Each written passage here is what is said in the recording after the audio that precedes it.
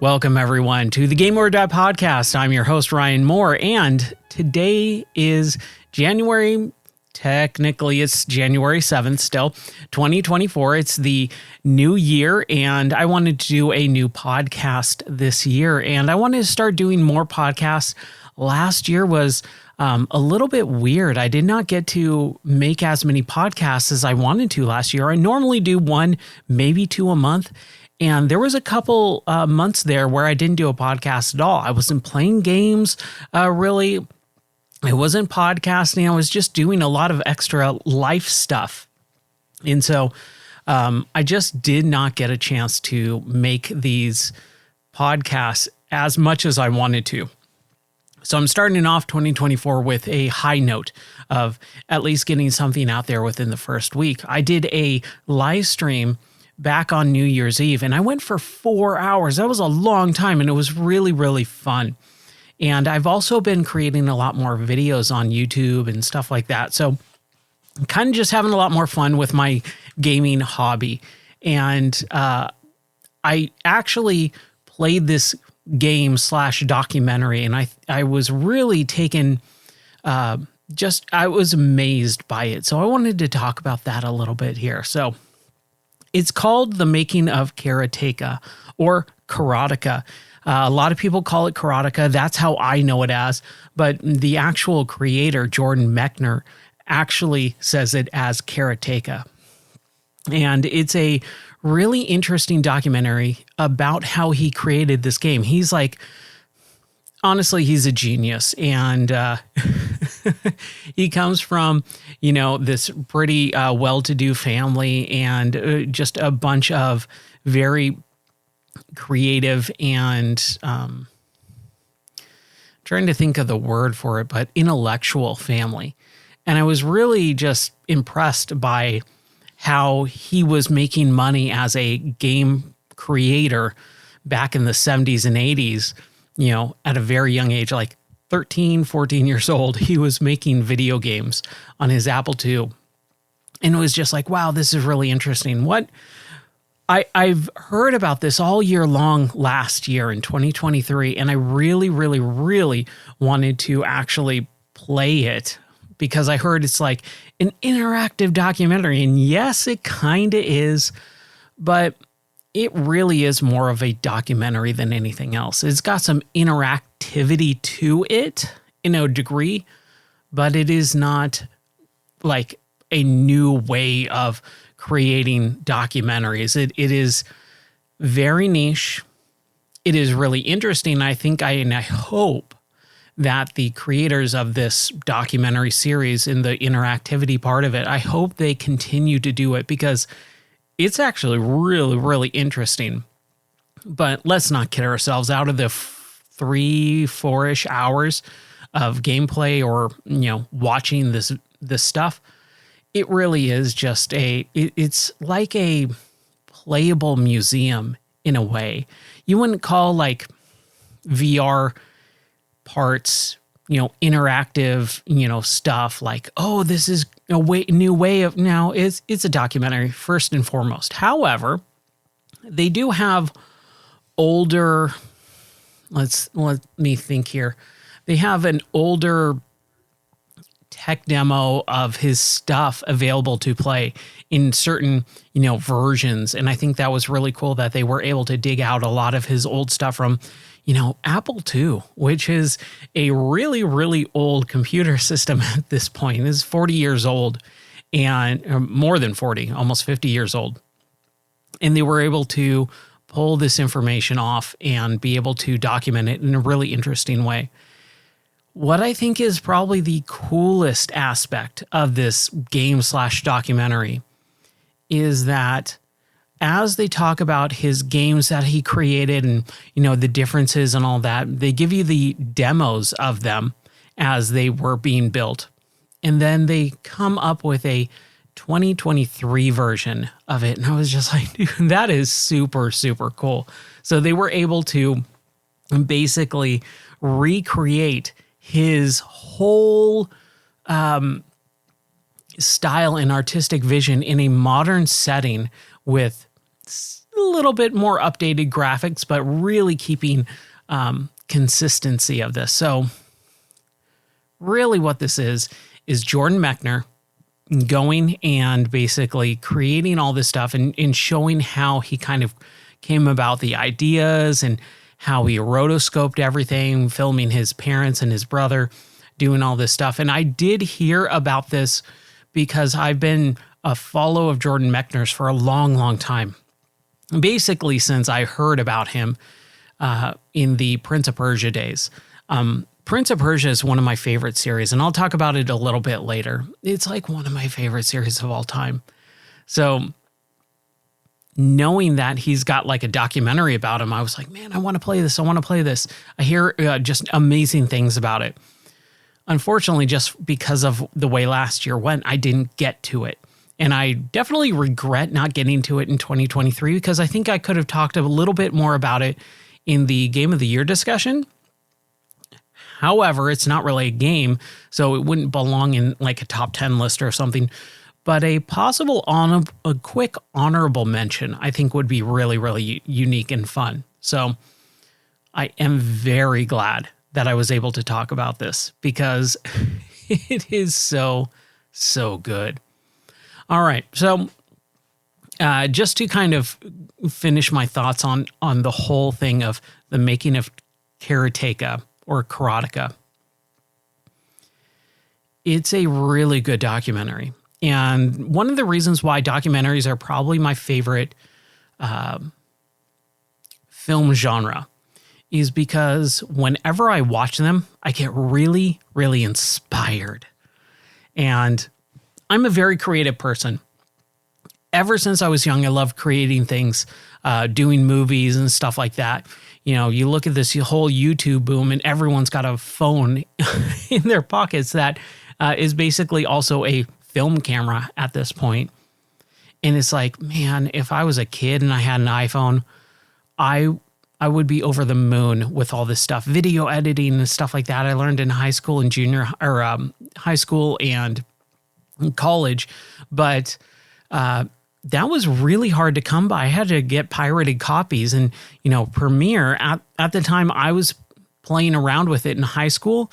Premiere was around $700-800 for software, and my parents were not gonna spend the money on that. And then after high school, when I was in college, my parents bought me a really, really nice and very expensive video camera, the Canon XL1S, which is right behind me as well on the wall. It's on the other side of the camera right now. But man, like, I wish I would have had that stuff when I was a kid or younger at least, because I think my career path would have taken off very differently. But I love watching documentaries because they inspire me. And so when I sat down and watched this thing, I was just like, dude, I want to make something. I want to create something. I want to do something. So I just had to get on camera and basically do another podcast because I just want to do something instead of just sitting there playing video games. However, video games are one of my hobbies, and I do that, for fun. And I also stream it and stuff like that. But I want to do something different. So I'm doing a podcast tonight. But that's basically the making of Karateka, which is, it is a documentary. Again, it's not really a video game. You can't really call it a video game other than that it has video games in it that you can play.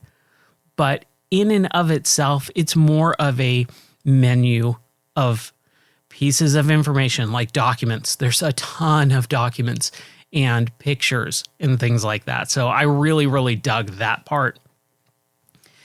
The other game that I've been playing on and off over the week, and I've dumped probably about 6-7 hours into it over the course of the last several days, is what is our game of the month for January? Because of my schedule last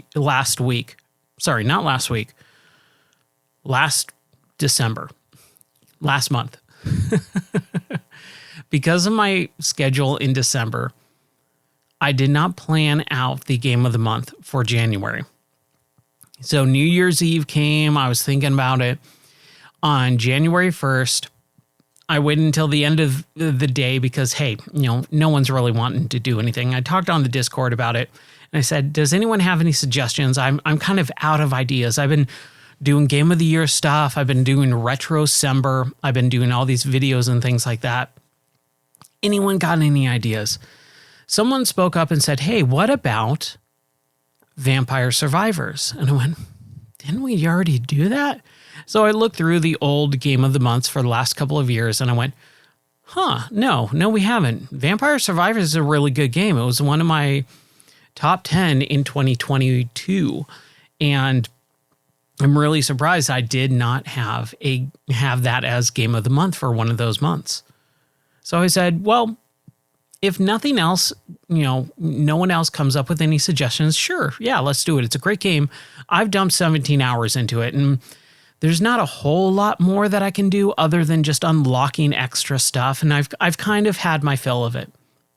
Because I played 17 hours on the Game Pass Xbox version, and then I played another like 10, 15 hours on my Steam version because it's so cheap. Like, why don't I own it on Steam? So it's like $5 plus there's DLC for it. And I was going to buy it on Steam because why would I buy DLC for a game I don't own if it's on Game Pass and I don't own it? It's just free to play. So I bought it again and I started playing it, and I had a really fun time, but my heart wasn't into it as much because it's kind of just like a pickup and just have it exist at a point. You're just dodging things until you build up enough special meter to basically just auto attack everything on screen. You can't really do anything else. It's like there's not a whole lot of game mechanics to Vampire Survivors, really. So I didn't want that to be Game of the Month because I knew, I really want to, dive into streaming this year. I want to stream a lot more. I want to do a lot more game. I apologize, my throat. Give me 1 second here. Okay, so basically, when I didn't want it to be Game of the Month for January because I knew that I wasn't going to be able to play it all that much. One, can't really play it all that much anyways because it's just all auto attack and dodging. Not a whole lot of mechanics to it. Then I went, there's got to be something else. There's got to be something else that I can play because this is not going to allow me to be able to stream the way that I want to. I want to hit the ground running with streaming this year. I want to do a lot more Game of the Month. I want to do it every week, a Game of the Month stream. I want to podcast every week, basically, and I want to do a lot more with this hobby and making it more viable for me to be able to do it a lot more than I did last year. Last year, that was one of my biggest regrets is, man, my hobby just kind of took a nosedive last year. There was a lot of extra stuff going on that just kind of made me not really want to take part in the hobby. So I started thinking, what could make me want to play, a Game of the Month every week? And there was this game that came out last year in early access. It's still in early access, called Shadows of a Doubt. And basically what this is a voxelized first-person detective noir game, which is like right up my alley. If you say, Ryan, what are your 3 top favorite genres of movies? Number 1 with a bullet point, westerns, documentaries, and noir. Like, I love film noir. I love that style, the way everything is written and acted, just the hard-boiled cop down on his luck, grizzled, face and everything like that, drinking whiskey 24/7. Chinatown, stuff like that. Like, man, I love that genre of film. So having a game that's kind of centered around that, which we haven't gotten really since LA Noire. You can make a case for Disco Elysium. I did not like that game. I did not play it. What I saw of it, I just did not click with me. I was actually watching a little bit of it today and I went, yeah, I made the right choice of not playing this game. Like nothing about it spoke to me at all. It did not capture my interest in the slightest. So this game, Shadows of a Doubt, came out in early access, and I've been very, very wary of early access over the last couple of years. I've been burned too many times. I've been burned way too much with early access games of not being updated fully, taking forever to come out, diving into it really quickly and then completely forgetting about it for years. And then in one special case, I actually did a Kickstarter for it, and the developer straight up ghosted, the development. And then he came back years later saying, "Oh, I was so depressed and I spent all your money. Sorry." And then he threw a big old hissy fit because someone else created the game that he said he was going to make, but he was too depressed to do it and all this stuff. And it was just like, I have zero desire to kind of relive that, that scenario with early access. And for the most part, you can really tell if a game is actually going to come out or not at this point, and I'm always wary. And I didn't think that was going to happen with this game. I just said, well, I don't want to play it right now, get into it, and then have to wait several years for it to come out. But it was on Steam sale. Steam sale was going on, and it was the last day of the Steam sale. And I went, I haven't really bought anything on Steam sale. Is there something that I can buy that would be really interesting and really fun for me to play? And I went, oh, Shadows of Doubt, that's right. Hey, wait a minute. Why don't I play that for Game of the Month? So in a very quick decision, I decided to change the Game of the Month from Vampire Survivors to Shadows of Doubt. And man, I'm very glad I made that decision because it is so stinking good. It is so good. However, it is so stinking hard. It is so unbelievably difficult for me to wrap my head around all the various mechanics. And it is a stealth game in a way as well, along with being a detective game. So my wife and I, we've been watching Monk over the last several months. We finally finished it up a couple weeks ago. And then we were able to watch the movie that just came out a couple weeks ago as well, which is really cool. Back in December, they created a Monk, the Final Case, or The Last Case, the movie. And that was really cool because we started the series. We're in the middle of the series and we heard, hey, there's going to be a Monk movie. Well, we better finish the series. And so we finally finished the series and it's like, hey, the Monk movie just came out. Let's watch it. So it was like perfect timing. I loved how that happened. It was really interesting because I was on board with Monk from pretty much the get-go. Again, it's a detective story or series. I love detective stuff, whodunits and all that fun stuff. But my wife was initially not really feeling it. She was not into the whole OCD, like just really straining the character of him just not being able to touch anything or, making really weird things happen so that he would miss the killer and stuff like that because of his OCD. And as we kept watching it over, I'd say within the second or third season, she really got on board. And then she said, I love the Monk movie when we finished it. So I was really surprised by that, but it was a good, fun time that we had watching it. So jumping from Monk to this, it's I see a lot of, similarities, and that's really fun for me. I like that a lot. However, again, I am not a detective. I don't have that style of brain sometimes. Every once in a while, it takes me a little bit longer to piece something together in a TV show that like a whodunit. Sometimes I get it right away. But every once in a while I go, man, I'm really struggling to connect the dots here. With Alan Wake 2 as well, and I'll talk about this in a second.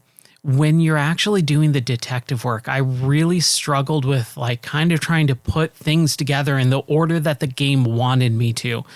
And so that was one of the downfalls of that game for me, is like when you're in the mine place and you're doing the red thread connecting point A to point B to point C to point D to point F to point Z,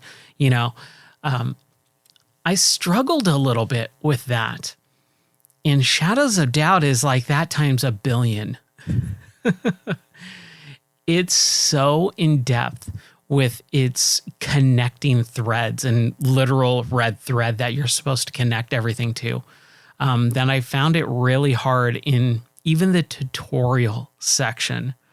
So there's this, it's basic. It's really weird because the game itself like presents itself as a sandbox with emergent gameplay, really. And if you don't know what emergent gameplay is, it's basically you play in this open world area and things just happen. It's not scripted. It just randomly happens. You can come across a character and that character can fall down and break their leg. And so they say, hey, help, help, help. And you have to pick them up and take them to the hospital, something like that. Like, that's not scripted for that character to fall down and break their leg, but maybe another character was walking and they have like this tendency to be aggressive. So they, kick the person, they break their leg and run off. That is emergent gameplay. So this game itself, it's set up like a sandbox where you can kind of do what you want and just play around in this city. But it's really weird because there's a story mode to it as well.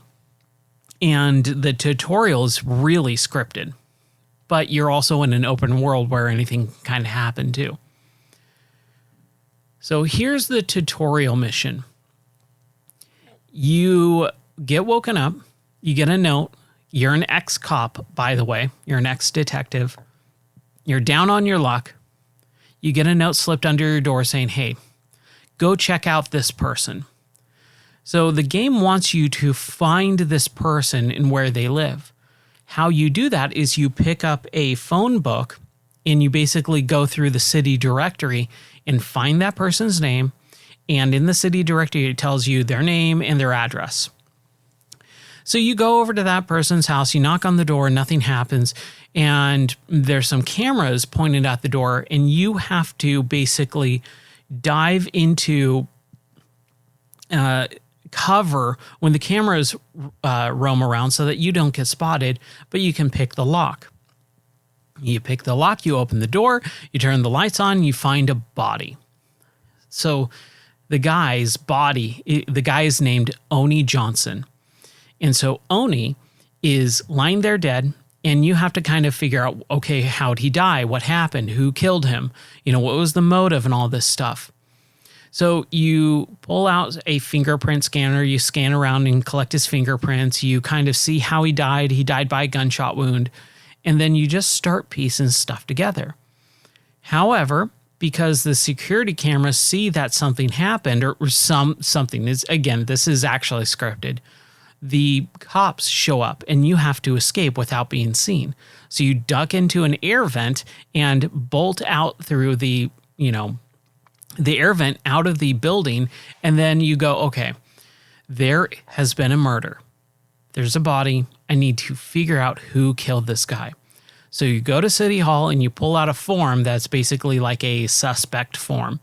And you start having to figure out who killed him, how he was killed, where's the weapon, and all this type of stuff. And you just start going down this rabbit hole of, doing detective work. And I think that's really, really, really, really, really, really cool.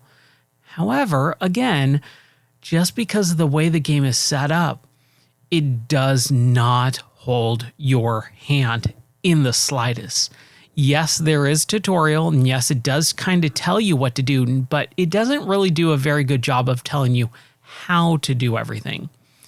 And so basically what I did is, and it also says it as well, there's multiple routes to take to find a killer. It is up to you to take routes that you think are going to pay off, because some of them are not going to pay off. Some of them are actually going to, result in a dead end, and it's going to be frustrating. That's detective work. So it doesn't hold your hand, and not everything that you find is going to be helpful or useful. In fact, some things can be a straight up dead end. You're going to have to backtrack, and you're going to waste a lot of time. So I did this a couple of times, and this is really kind of where I started to get frustrated, because I would follow a lead and then I get stuck in the middle of the lead, whether the game would I feel the game kind of broke, but I don't know if it actually did or not. It might have just been me kind of being stupid. But basically, I went to Oni Johnson's work. I found out where he worked. I did a little bit of digging, found out where he worked, broke into the office after hours, disabled the security system, broke into his computer, and started going through his emails, seeing that he started emailing a coworker, and his coworker was kind of worried about him. And so I printed out his coworker's address, went to his coworker's apartment. She told me, hey, yeah, Oni Johnson was actually into some weird stuff, and I'm afraid for his life. And there's this girl that basically, I think she's a hitman. So you better go check out her. This is where I last saw them together and stuff like that. And so I got stuck at a point where I was in the apartment of the supposed killer in the middle of the night. And the characters, there's two characters. There's the supposed killer and her boyfriend. It's the middle of the night, and the characters would get up from bed, walk around the apartment, turn lights on, turn them off, go to the bathroom, and do their routine. But it was every 30 seconds. They would just keep doing the routine over and over and over and over and over and over and over again. And I was stuck in this apartment. If I moved at all, and I loaded the save over, and I streamed this too, so you can go check it out if you wanted to and see me get frustrated. But basically, I would just continually get really frustrated and stuck because I couldn't move. I would sit under a desk for 5 minutes, poke my head out, and then the guy would spot me because he was just getting out of the bathroom, or he was just getting up from bed, or he was watching TV, or he was getting a drink of milk. It was just every second there was someone, spotting me basically. And so I had to save scum. I had to reload the save over and over and over and over and over again. And I rage quit a couple of times on stream. I was just like, dude, I'm done with this. I got to take a walk. I got to walk this off really quick. So that's where I am with Shadows of Doubt for the last couple of days. And so last night, I actually loaded up a YouTube video, a couple of them, and I just started seeing hey, where am I? What am I doing wrong? Am I doing anything wrong? And not really.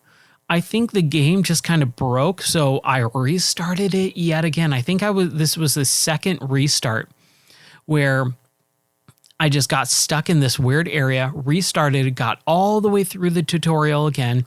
And, this is 45 minutes of gameplay each time, to the point where I was in the game, playing the tutorial for over 6 hours. And I was just like, dude, I got to finish this. So I loaded up the stream last night and I started playing through it. And then luckily, I was able to figure out, okay, just brute force this, because the game is clearly not letting me do the thing that I want to do. I should be able to talk to this person, get their fingerprints, and, basically accuse them of murder and cuff them. So what I did is I ended up sneaking into their apartment, finding the killing weapon, finding the murder weapon, getting all the fingerprints off of the weapon and the money and the note of saying you need to kill this guy, the hitman note and all this stuff. I had evidence stacked against this person. They were sleeping in bed, and if I talked to them, if I jostled anything, if I woke them up, they would just attack me. So I loaded up a save where I just was crouched next to their bed, I had my handcuffs out and just handcuffed her. And then I said, I'm accusing you of murder. And she's like, you're not going to get away with this. And then I went down to City Hall and I typed in all my information on the murder suspect sheet or whatever it's called, turned it in and said, hey, you got the name of the killer right. You didn't find, evidence at the killer or the victim's apartment for whatever reason, even though I totally did. I had like fingerprints and all this stuff. And then like out of 5 things, I got like 3 things correct and 2 things incorrect, even though I believe I had them all. So again, I think the game was just kind of a little bit broken or probably more. I just wasn't doing it correctly. And then I submitted it. It said, you got this right, this wrong, this right, this wrong. Congratulations. You completed the case. And I went, yes, awesome, great. Then it said, oh, by the way, go check this person out. And I was like, oh, wait, there's more? And so I started doing the thread again. I started kind of going through, a little bit more of tracking this person down, finding out where they live, trying to get into their apartment and not seeing them. They were not at their apartment. I, crept around. I gathered a ton of information, like just going through all their files and, wardrobe and stuff like that. And then I was just like, you know what? I don't want to play this game right now. I've been playing it for like 7 hours this week so far. I want to take a little bit of a break from it. So I stopped it last night and I didn't boot it up today, but I'm having a lot of fun with it. And it's our game of the month for January. So if you have this game, I really, really encourage you to continue playing it. Talk about it in the Discord server. Talk about it in chat here with me if you want to. I will definitely be doing a write-up of it. It's in early access, so it's not finished, but I can pretty much guarantee myself I'm not going to be able to see what is in early or finish what's in early access right now by the time January's over, just because I suck so bad at the game. I just don't believe that I'm going to be able to quote unquote finish or get up to speed by the end of the month, dropping almost 7 hours into the tutorial section. And I didn't even finish the tutorial, I believe. So that's Shadows of a Doubt. And it is just super, super fun, man. It is just a blast. All right. Well, I'm going to take quick break and I will be back with what I'm looking forward to for the next couple of months here. All right. I'll be right back.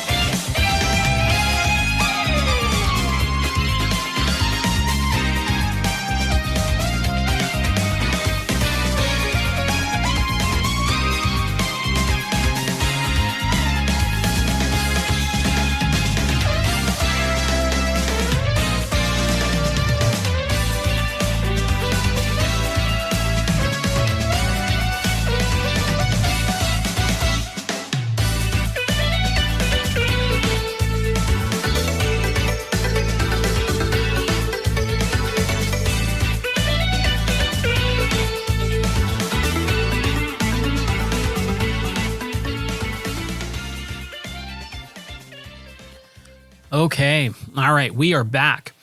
Now, I don't have a whole lot of stuff to talk about today. I just wanted to talk about the making of Karateka And it's actually funny. Karateka Karateka. I remember my youth pastor, when I was modding Xboxes, he was really into that game. And he was like, hey, do you have that game? Can I play it? And I was like, yeah, absolutely. Let me load it up. I've never heard of this game before. Dude, he was blown away. He's like, man, I used to play this all the time. I love this game. It's so cool.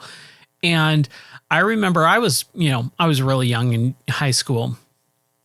And right out of high school. And I was just like, dude, I don't know what to do in this. It's so slow. And that's one of the things about some of those games, especially like on the Apple II, old computer games were really, really, really slow. And I believe that's probably why so many people are so enamored with Doom, is because how fast that plays compared to the games that were on the PC at the time. They're so stinking slow. I played those demos of Karateka and I was just like, dude, this is really tough to play. Like, it does not, the button presses don't feel very smooth and fluid. The action does, the level of rotoscoping that they did back then was just super cool. But I do remember him just being super impressed with being able to load up Karateka at the drop of a hat, and him going, what is this? What's an emulator? And it was so fun. But basically, I don't have a whole lot to talk about in this episode. So this is going to be a pretty short one, but I did want to talk about what I was playing and what I'm looking forward to for the next couple of months here. I only have two that I'm looking forward to right now. 2024 is going to be a pretty, as far as it stands right now anyways, because obviously, when we get to E3 season, we're going to get a boatload of surprise releases and stuff like that. But right now, 2024 is so less than 2023. 2023 was jam-packed, and I don't believe it was a good thing, technically. And what I mean by that is so many games were pushed and delayed to 2023 that so many games got left by the wayside because of overshadowed by those gigantic games. Starfield, Baldur's Gate 3, Diablo 4, all those massive games, that Resident Evil 4, and all that remake, and Dead Space remake. All of those games came out and were overshadowing like probably about 50 other games, that were coming out around the same time as those big ones. So I think 2023, and I said it back then too, back in 2022, 2023 is, I apologize for, getting ahead of myself here. I know I'm doing it and I'm trying not to.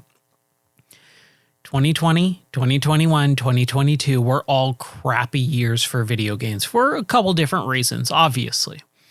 But especially 2022, because it was intentionally, so many developers intentionally held back games to 2023 for no reason. They all said, to make way so that we'll have 2023 available to us. We can give a little bit more dev time. But then 2022 basically had nothing, right? So when 2023 came out, it was just jam-packed with too many video games in too short amount of time. I didn't get to play everything that I wanted to because there was just too many games to play, and I didn't have the attention span to play all of those at the same time. So I held off on a lot of games like the making of Karateka and stuff like that. I was just like, I'm playing like 5 other games this month. I just can't devote it, even though that was like more of a, a documentary than anything else. But anyways, you get what I'm saying. So this year is a lot less game releases on the calendar as it starts in January of 2024. Right now, we've got the entire year ahead of us. I looked and tried to pick out like 10 games that I'm excited about. I can get like 5, just because there's not that much that we know about that's coming out this year. A couple of games that we do know that are coming out in the next couple of months. I don't know if it's tomorrow or not. It's definitely, I think, this next week. Prince of Persia: The Lost Crown. Now, Prince of Persia, like I said earlier, was created by Jordan Mechner. Now, Jordan Mechner is super old at this point. He's, in his 60s. And he's not developing video games anymore. He is more of a figurehead. He is a executive producer type of role. However, he has this thing where he retains the rights to all of his creations, which is very rare in this industry at this point. So it's really interesting to see that he has creative control over the Prince of Persia series that he created back in the late 70s, early 80s. Early 80s. Yeah. Because like some of his, early games on the Apple II were in the 80s. So Prince of Persia, he retains the rights to. My first Prince of Persia game that I remember playing more than 5 minutes of was the Sands of Time. It came out in 2003. I tried when I was younger to get into Prince of Persia on the Super Nintendo. I could not do it. It was just too slow, too hard for me to understand. I was pretty young still at the time, and I did not understand the basics of how Prince of Persia played. Even now, if you handed me a controller and said, play the original Prince of Persia right now, I would probably get as far as I did when I was younger, because I'm just not very good at that style of gameplay right now. And I know if I really took the time, I'd be fine at it. There's no big deal. But I definitely do want to play it at some point in my life. But Prince of Persia, when I played the Sands of Time, my mind was blown. That game is so stinking good. And I actually replayed it for the first time in 2019 and did podcasts on it. Again, I think it's like episode 19 or something, early 20, episode 20 or something like that. But I went through the Sands of Time trilogy, which is the Sands of Time, the Warrior Within, and the Two Thrones. Those 3 games, that trilogy of Prince of Persia, is phenomenal. It is so stinking good. I cannot believe that more people don't continue to talk about that series. And again, the series has kind of died down over the last several years. In 2020, we were supposed to get, it actually was announced on my birthday. I remember because I was out here in Tennessee visiting my parents. And I saw online on my birthday, we're coming back from my birthday dinner. And on my phone, I said, wait, what? Prince of Persia remake? And they were doing the Sands of Time remake. And it was supposed to come out in December. So just a couple months, 2020, right after the new consoles were launching. Unfortunately, that date came and went, and we never got the Prince of Persia remake that we were promised. Apparently, people said it looked really bad. I thought it looked as generic as most other remakes at the time, or even now. It did not look good. I will fully admit that it did not look good, but I didn't think it was like the most atrocious thing ever. I just went, yeah, it's like a lot of other remakes right now. And I am right now 100% on board with the no more remakes. I'm done with remakes. We don't need them, especially something like Last of Us Part 2. That does not need to be remaked. Please stop it. Please, please, please, please, please stop it. So, I forgot where I was going with this. Prince of Persia, right. So there's a new one coming out. David Mechner is not, or Jordan Mechner is not creating it. It's just he's given his approval for it. He's got the sign off on it. When I saw the trailer for this last year at Games Fest, Summer Games Fest, I was really put off by it. I really don't like the art style, and I'm not really digging the whole, hey, you're not playing as the prince, you're playing as his bodyguard, which is this big, weird. I don't know if he's a guy, like a big older guy, or a younger kid. He looks like a kid, especially with his hairstyle. And it does seem like there is a lot of, hey, this character needs to be black because black people, right? Like, it doesn't make sense. It feels very woke in a way. And I don't like that. I don't think that game needs to be like that at all. And Ubisoft has had a very big downward trend for the last several years. I loved Ubisoft. It was my favorite developer for a while. When they were making, the Far Cry series, Far Cry 3, Far Cry 4, Blood Dragon, and all that stuff, the Trials games. Man, I'm blanking on a lot of other stuff that they were doing at the time. Oh, Assassin's Creed, Black Flag and all that. Like, they were pumping out games at a pretty regular pace. A lot of it new stuff too, like Grow Home, and the Unraveled series and stuff. Like, man, they were on fire for a while. Brother Tale of Two Sons, I believe that was Ubisoft, right? Or at least they published it. A No Way Out or A Way Out was the next one in that series. But they were on fire for a while. And unfortunately now they have just turned 180 degrees. They got like 2 games that they're pumping out, regularly. Assassin's Creed is still going strong. Far Cry 6 took a long time to come out, and it was delayed. And that came out 2 years ago at this point, and we still don't have anything new on Far Cry. And I'm sure we're not going to hear about Far Cry 7 for probably another 2 years. 2025 is probably when we're going to hear about it. So kind of a little bit weird. And just the way that they're making games now is just really bad. The whole cryptocurrency stuff that they were getting in, NFT stuff that they were trying to get into, that all died. And just their company is not in a good spot right now over the last couple of years. So it's a real big bummer that Ubisoft is the way it is. And Prince of Persia is being made by them. And it's like, ooh, I don't know how good this is going to be. Because again, it does feel like they're shoving a lot of woke stuff in there for no reason at all. That trailer looked so bad that it really turned me off on the series. The music was atrocious. This is some rap dubstep crap in Prince of Persia. Like, come on. You're not playing as a Persian. You're not playing as the prince. You're just this kid, that is running around. It's a Metroidvania now, or a run-based exploration game, as the real genre should be called.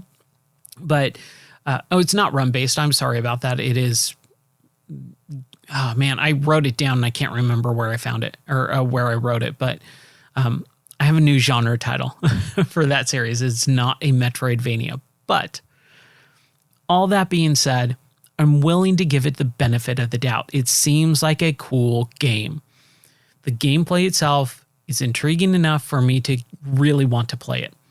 So I'm excited about Prince of Persia, The Lost Crown. Should be a new game that I can play this month, which I'm just down for. Again, I want to start the year off on the right foot by streaming a lot more games, playing a lot more games, and having more fun with games this year. Last year felt like a chore to get through a lot of games. And I talked to my wife about this yesterday. I'm really going to try and not put a big emphasis on completing games this year as much as I have been. I barrel through games. I want to get to the end and get to the next one. I want to take my time with video games this year a little bit more. I want to have fun with them the way that I used to, instead of really trying to just barrel through stuff. There are going to be those exceptions where I'm going to just have to put down a game, and I got to be okay with that instead of finishing it, even if I hate it. So no more hate playing games. And I'm proud of myself because I really tried to play the new the new WarioWare game. And it's so bad. Oh, that series just, again, that series took a nosedive as well. It's just so formulaic at this point. It's just atrocious. And the new Wiimote or whatever, their Joy-Con stuff, that the motion controls are so stupid. They're so shoved in there, and the game stops you playing and tutorializes everything like you were a 2-year-old every 30 seconds. Every 30 seconds, it is like, here's a new way to hold the controller. Now hold it like this. We're going to tell you a little story like you're a kid. And I was just like, dude, I can't play this anymore. I'm done. I played like an hour, and it was an hour too much. I'm so mad at myself for losing that hour of my life to that game. And it's a WarioWare game, man. I love WarioWare. Ugh. Okay. Now that I got that off my chest, let me talk about the last game that I'm looking forward to. This isn't coming out until March, so I've got a couple months for this game to come out. But Expeditions, a SnowRunner game. I think that's the actual title of it, which I think is stupid. I know that they have to use that as like the tag for these games because no one's going to know what Expeditions is. No one knows what SnowRunner is if they didn't play Mud Runner. No one knew what Mud Runner was going to be if they didn't play Spin Tires. So it's got this progression of the using the previous name or previous game's name in its new game's subtitle. So you had Spin Tires, which I'll talk about in a moment. Then you had the sequel to Spin Tires, which was called Mud Runner, a Spin Tires game. And then a couple of years later, back in 2020, something fall down from the ceiling. That was weird. It's a bug. Okay. It's a spider or a ladybug or a June bug. Anyways, in 2020, we got SnowRunner, a Mud Runner game. And now we have, in 2024, Expeditions, a SnowRunner game. And if you haven't heard me talk about this series, oh my gosh, be prepared to listen to me gush for just a moment here. So back in 2014, Spin Tires came out, which was basically a tech demo. You're these big old honking Soviet Union trucks that, oh, there goes that bug. You're this Soviet Union truck that is just trying to get from point A to point B.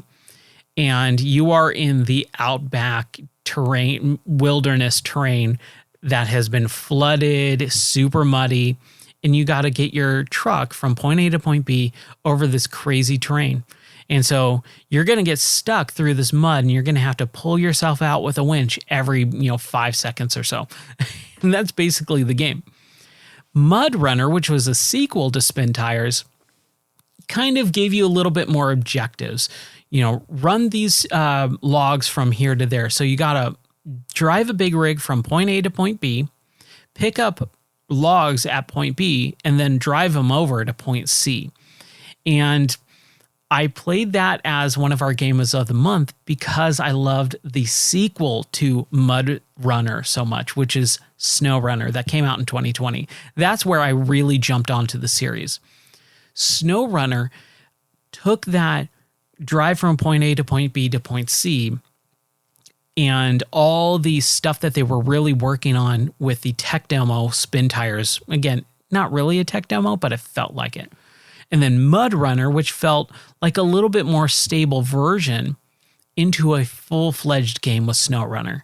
You've got all these objectives, all these stories, all these locations, all these cars, all these trucks, all these upgrades. And not only are you dealing with mud, but now you're dealing with snow as well. And a lot of water and crossing bridges and fording rivers and all this stuff. And I was just like captivated by it.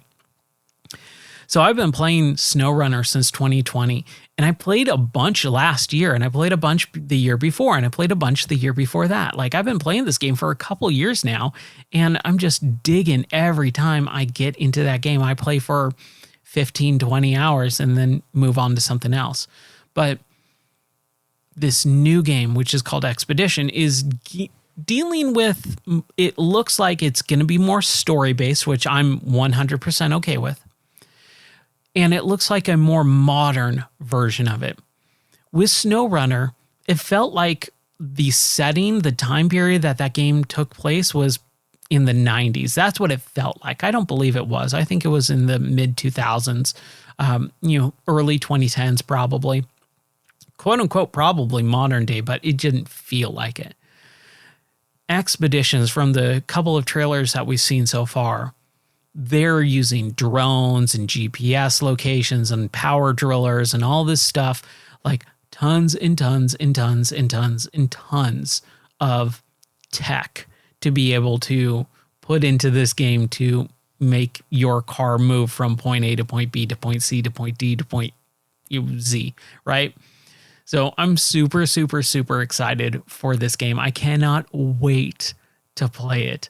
And I really, really, really, really hope that it takes off in a way, because it's funny. I was listening to a podcast today and they were going through their game of the year discussions, and someone's most disappointed game of the year, most disappointing game was SnowRunner. And I went, "Aw, that sucks. They didn't have a good time with it." And I kind of was half listening anyways, and then I had to pause it and I never finished it.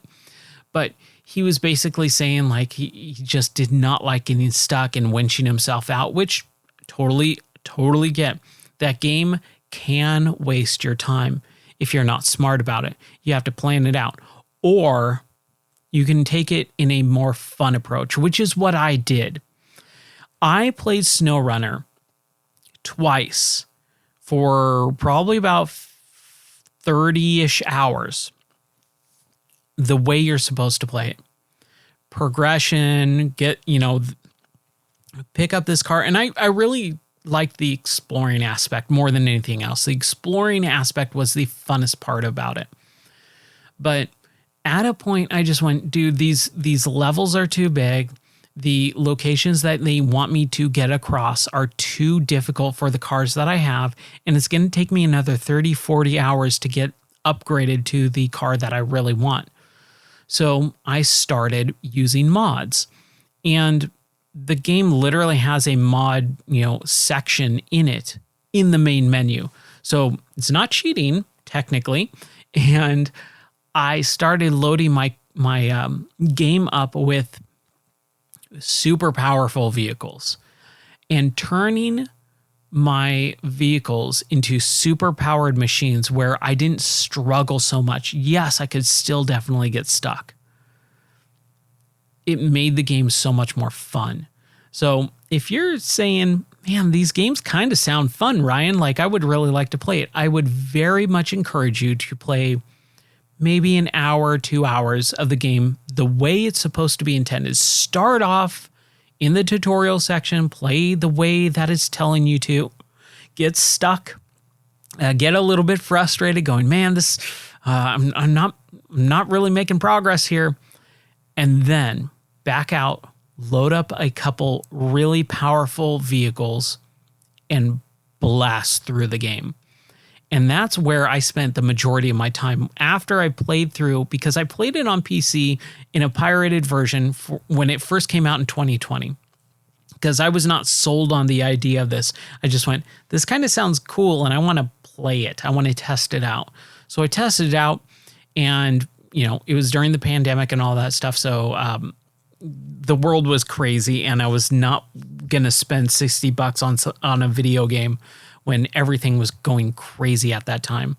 So once I was able to get the game with all the DLC for a good price, I bought it on Steam and then replayed it. And that's the game that I've been playing over. No, I bought it a third time. I bought it on Epic Game Store a little bit after when it was on sale on Epic Game Store. And then I bought it on Steam 2 years ago. Yeah, I think 2 years ago for a crazy discounted price. So I own 2 copies and I played the pirated copy. So I played it 3 times technically. But I had such a blast with it. I really enjoyed my time playing it. the way it's intended to. And then after I was kind of had my fill of, okay, this is going to take too long. I don't want to spend 150 hours in this game. I want to spend 50 hours in this game. Then I loaded up the mods. I got a H2 Hummer fully loaded out, with crazy crazy lifts and tires and all this stuff and supplies so that I don't run out of fuel in the middle of driving around and stuff like that. Like the little life tweaks, quality of life tweaks really, really, really help enjoy that game a lot more. So when I was listening to the guy podcast about and saying how difficult of a time he had and how he was really disappointed because he wanted to really like it. He's heard so many good things about it and he just could not get into it. That's my advice for anyone who wants to get into the Snow Runner, Mud Runner, Spin Tires series of games. Play the tutorial. Play a little bit more if you want to. Play about an hour or 2 hours. Get stuck a couple of times and see if you want to continue playing. And if you don't, I would encourage someone to load up a mod and play 15 minutes with a crazy powerful, vehicle. I downloaded a mod where I can't remember the name of it. It's like the Patriot or something like that. It's a big old Suburban. It's a Chevy Suburban, but it is basically a monster truck. And it is just a blast to drive through. Like I said, my main scouting car is a H2 Hummer because I actually own an H2. Even though the thing in real life is just, even though it's a tank, I love that car with all of my heart. But at the same time, it is one of the biggest pieces of crap I've ever come across as a car. It has broken down. It has broken axles. It's had its engine replaced. Luckily, my dad took care of all that when he had it. But when it was passed down to me, I've spent thousands of dollars trying to get it running, and it will run for a little bit and then die. And then I spend a couple thousand more and then get it running, and then something else breaks on it. And it is just a money pit of a car. But I love it, man. It is like the coolest car. Like, if you said, Ryan, what is your dream cars? I would say DeLorean, Lamborghini Countach, and a Hummer. H1, obviously, H1s are super rad, and I'll never own one, but I think it would be super fun to, but I don't believe it would be a fun car to actually drive. The H2 is actually super fun to drive. It is a rad car. I love that car. It is just a very unreliable car as well. Okay, well, I've had a lot of fun tonight. And that's kind of really all that I have, unfortunately. I do want to play a lot more and stream a lot more, and I wish I could talk about a lot more games. That's all I've played so far. I played Making of Karateka this year so far, and I also played a lot of Shadows of Doubt, and I will be streaming that over the next several weeks here in January. And like I said, I want to do a lot more streaming this year, so I'm coming up with categories and fun things to do on stream. And I've got a lot of stuff coming down into the pipeline of creative stuff and videos. So make sure you check that stuff out. You can always follow my stuff on gameordie.net. That's my website. That's where I write all my reviews, and you can click the Discord link and stuff like that. I have a Game or Die channel, but unfortunately no one is a part of that. It is just a single me user, and I'm more active in the other Discord that I manage, which is Couch Money. You can also go to couchmoney.org, click on the Discord link there, or go into my Discord and then follow the link for Couch Money. That is where I talk, and I manage that server, and we have a lot of fun there. But that's going to do it for me. Thank you so much for listening or watching. I hope you have a good idea of a couple of games that you can maybe take part in or play, and basically just have fun. This year is hopefully going to be a good year for gaming like it was last year. I know there's more games coming out. I hope that they entice me to want to play them because I really like video games. And if you don't have ideas or if you want ideas, check out my streams, check out my videos. I'm going to be doing a lot more of that stuff to give people ideas of what to play, because I think there's a lot of people that just stick with a handful of games and don't broaden their horizons on video games. There's so many unique experiences. Like I said, Making of Karateka, it's more of a documentary, but technically it's a video game as well. And the video games that are actually in that package, the recreated games, dude, they are so cool. That is like my favorite part of that stuff, is like seeing them take the ideas of those games and gussy them up a little bit for 2023. And man, I just went, I can't wait for the Prince of Persia version, because they basically allude to it at the very, very end. They say, oh, but, and he started working on Prince of Persia, but that's a story for another time. And it's like, oh, you're going to do a Prince of Persia one next, right? Yeah. All right, cool. So I'm really excited about that whenever it happens in a few years, I'm sure. But anyways, that's going to do it for me. Like I said, you can always catch my stuff on gameordie.net. And thank you very much for watching. I'll catch you next time.